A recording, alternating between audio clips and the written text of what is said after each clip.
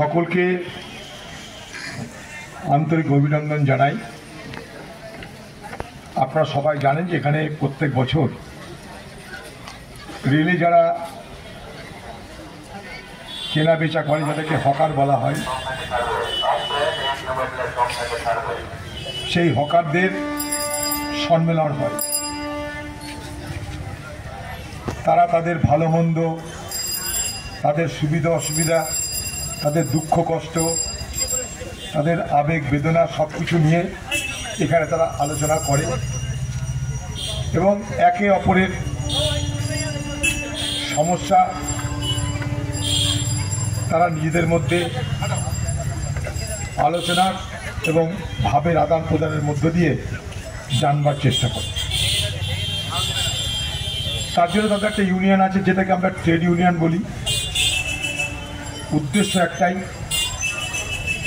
যে আজ যেহেতু তারা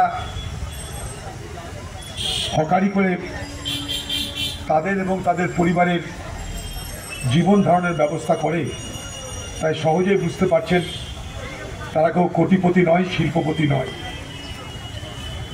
তাই তাদের একে অপরকে রক্ষা করবার জন্য এক হয়ে থাকাটা জরুরি।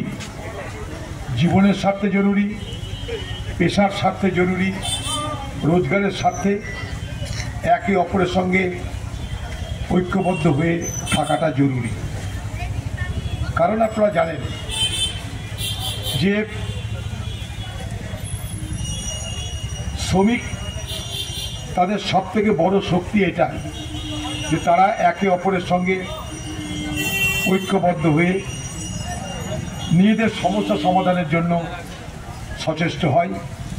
তাদের উপরে কোনো আক্রমণ এলে তার প্রতিবাদ এবং তার মোকাবিলা করার জন্য নিজেদেরকে প্রস্তুত করে।